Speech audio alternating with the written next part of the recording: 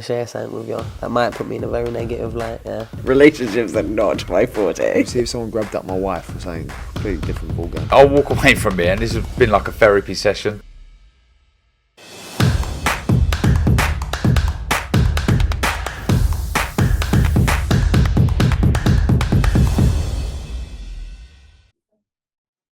Andrew McCART, IFL TV, proudly sponsored by Everlast. I'm here with the madman himself, Jay McFarlane.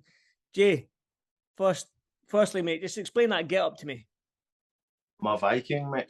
I'm going over to a foreign land to take what I want. Well, you're going over to Italy I'm going over to Italy to face Guido Vianello, an unbeaten heavyweight. All 9 of his wins have come by knockout. He has had that draw on his record, but we'll come to that. Tough task for you, though, Jay.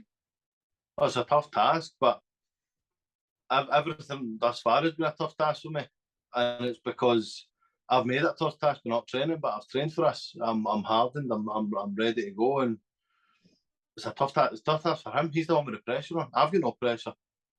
Bookies have given me 13. This is a good one. 13% chance of winning as well. 13's all I need, but I've been given that a winning. I've got no pressure on me. He's in his home city, in front of his home crowd, against a fit and trained Jay McFarlane. That's a dangerous position to be in. Jay, obviously, when I've watched you fight, probably when you started your professional career, when you were just 18 years old, however old you were young. Yeah, it's clear for everyone to see that the way you move, you are a different type of heavyweight. You've got skill set behind you. But is it fair to say that you haven't given boxing 100% in your career? Not just fair to say, it's 100% accurate. I've never trained hard, never took it serious, turned up to fight strong, turned up to fight hungover. But I've got my head settled. It took me a 7-round beating off a big rugby player for the penalty drop, but it dropped, mate. It dropped, and I've been taking this seriously, training hard. You know, I'm in the best shape I've been in since I made cruiserweight, to be honest. The best fitness levels I've been. I'd be happy to do 12 rounds on Friday. You know what I mean? It's a 10-rounder, I believe, is it? 8 rounder. Well, probably, obviously, like I said to you, man, he's had 9 knockouts in his wins, but he has had that draw against Kingsley Abbey, I believe it was, out in Vegas. A loss. Not a draw, it's a loss. Have you watched? Well, that's what I was going to say. A lot of people's eyes, Kingsley won that fight. Have you watched that fight? Yeah. And what can you take from it to? I've watched that fight. You know, I was watching Kingsley Bay, and you know, he's an awkward switch hitting. You know, throws for all angles, and he dealt with Guido comfortably, I felt. And I was trying to think any another heavyweight I know that his switch hits is really awkward and punches for all angles. And I went, doesn't matter. You know what I mean? I fight a lot like fucking Kingsley, but I'm more polished, and I'm a much better boxer than Kingsley Abbey. I think he's wanting he's not the most entertaining of people as a person.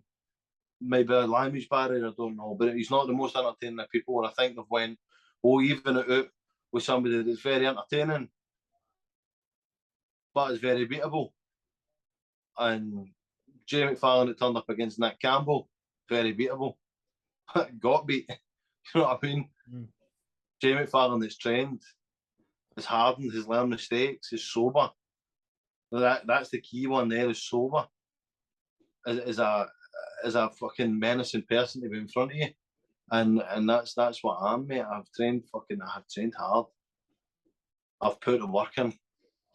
So do you know what? If he beats me, then he beats me. He's very good if he beats me, because I've put everything in it.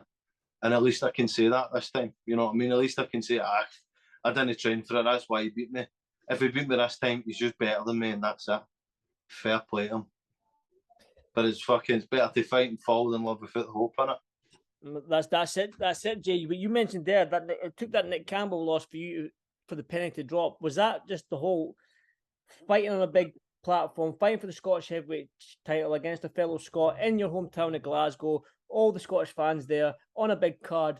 I mean, it seems like for you to win that fight, that was going to be an absolutely amazing for your career, another title on your shelf. I should never have been fighting, to be perfectly honest, mate, I should never have been fighting. I was in a terrible, terrible mental state. I was drinking most days. I was doing whatever most days, you know what I mean? I'll keep it relatively PG. But I was not in a good place at all. Almost sectioned at one point. But I'd spent the money before I got it and had to take it. Ideally, I would take that fight and at least train a couple of weeks and keep myself sober. Do you know what I mean? But no, it wasn't me at all. You know what I mean? I was standing with my hands down, asking them to hit me. Kenny Pringle said he stopped it when I was egging him on. Because if you watch it, when I go back to this, I go like that, and that's Kenny just goes, "Nah, I'm not having it." He didn't want to see that happen to me. Because I was taking a fucking beating for no reason. I was taking a beating to prove that I can take it. And there's no reason for me to prove that I can take a beating. Everybody knows I can take a beating. I know I can take a beating. It was just that I just thought, you know what, if I'm not going to beat him on fitness because I've not trained, I can beat him on heart because I'll beat anybody on heart. You know, nobody's been through anything near the shit I've been through. You know, and a lot of people say that, but a lot of people don't know. Do you know what I mean? The kind of shit I've been through. The things I've encountered, the things I've go over. So, no, fucking, the thing I've always said is don't be afraid.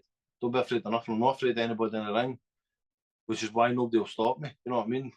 Nobody will stop me when I'm fit. I stop myself. I beat myself so many times. I beat myself 6 times as a pro.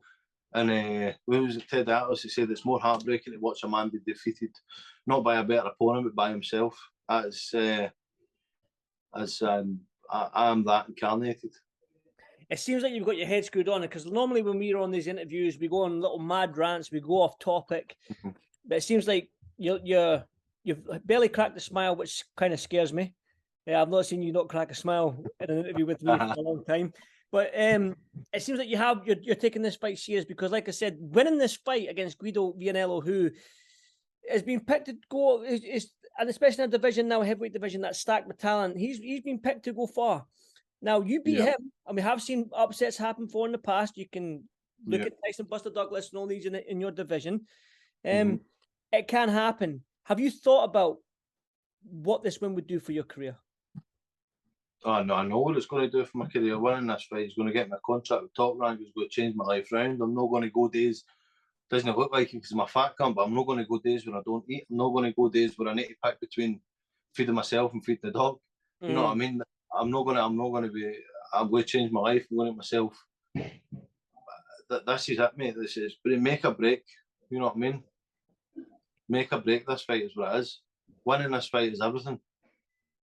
He loses this fight and it goes back to his tennis club or whatever it was it came for. I don't know. You know what I mean? He goes and sets his feet up, his silk pajamas and his fluffy slippers. But you know what I mean? I lose this fight and I'm getting fucking, I don't know.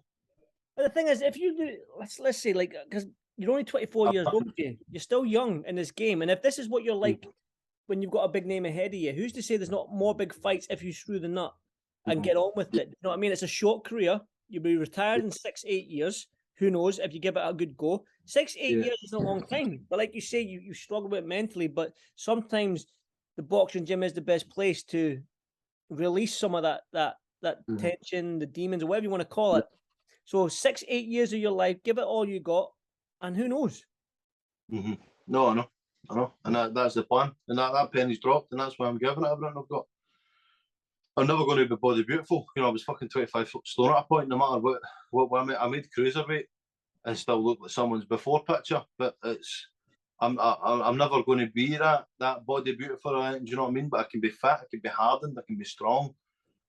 And I can compete. I can compete with the big guys. I've done rounds with the big guys. I've been in with the big guys, at the top of the tree, and I've held my own. You know what I mean? I've not been bullied. I've not been thrown about. I'm too big and I'm too tough for that. I can do it, mate. I can do it, and it's taken me a long time. You know, I've not had as much of a gel with my coaches since Bert Watt died to train me when I was a boy. You know, he died, and I don't know. It was like a granddad almost. You know what I mean? It was like family that way. Like, I just listened to everything they said. He used to make me do runs in Doc Martens, run 6 miles in Doc Martens. My feet would be blistered, my ankles would be killing me. I would feel like absolute shit, but I would go and do it the next day because Bert told me to do. You know, I've not felt that way since I've been training with Jerry. Jerry Higgins at Priestfield. I've been training with Jerry, and it feels that way again. You know, and that's a big part of it. A big part of it is enjoying training, and I'm not going to say having respect, because I've had respect for everyone that's training me, but having the respect to actually do what your trainer's telling you. Mm-hmm. You know what I mean? Which I haven't done in the past. I've been guilty of, but I'm feeling like I'm getting there now, mate. Good. And that's good to hear, because like I said to you, I was in New York on your third fight when you were 18, 19 years old, out fighting at Madison Square Garden, and it feels like I'm nothing here, and I've only just watched a young man come up, and I've always said to you, give it everything, just screw the nut. Do you know what I mean? Do it this way. And it's glad for me, because obviously, like I said to you, I've been there from 2017, whenever it was. I've been there and I've seen you grow, and I've seen you dip, and I've seen you come up, seen you dip, and it's kind of good for me to see you with the stare in your eyes, that look in your eyes, that you mean business. I mean, you fly out to Italy tomorrow, I believe, tomorrow morning, and you fight on the 28th. So it's almost showtime for you. Now, you still there? Yeah, mate. Yeah, it's almost like I was saying, it was almost showtime for you. But I watched an interview with Guido with Oscar a couple of weeks ago, and he basically said that he gave Tyson Fury a message saying, "I'll see you in 2024, Tyson Fury." Now he's already thinking the bigger picture. He's already thinking about looking past you and aiming for the big guys in top. What have you got to say to that? What's your thoughts on that? Keep doing it, mate. Keep doing it, because you're going to get a big shock when there is a 6'4", 20 stone Celtic Viking standing in front of you, not moving, not shifting, not wincing at any of your body shots, not moving to any of your head shots. It's coming right through everything. So keep thinking that you're just getting past me, because you're not. If you do get past me, you're having one hell of a fucking night. I would get your acting headshots in now, because you're not going to be the same after. Well, that leads me on my final question, Jay, because I do want you to get some rest tonight and be ready for Saturday. So one final one, you're going into the Lions Den, so to speak. You're going to Italy, Rome. He's from Rome, so it's his home city, his home fans, his Italian fans on a big Italian card. What can we see from Jay McFarlane come Saturday night? Excitement. What you always see from Jay McFarlane, but you're going to see good excitement, and not. You're going to see this boy's going to do this. You're not going to see how the fuck does that boy take that, because that's what the normal consensus is when I fight.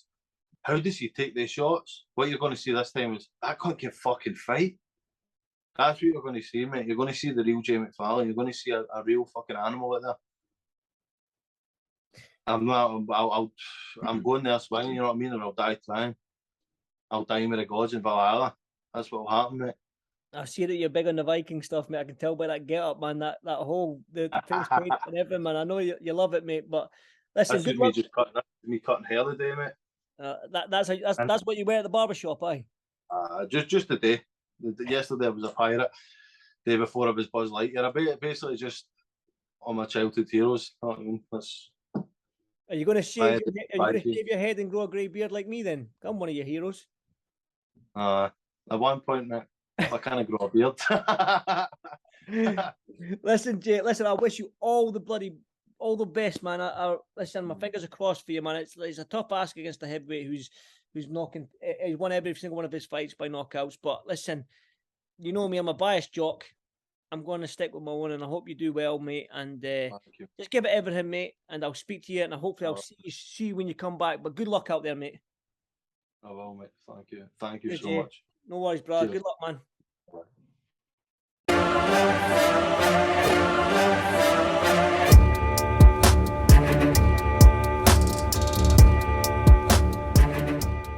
I'm going to share something with you. That might put me in a very negative light, yeah. Relationships are not my forte. See if someone grabbed up my wife or something, completely different ballgame. I'll walk away from it, and this has been like a therapy session.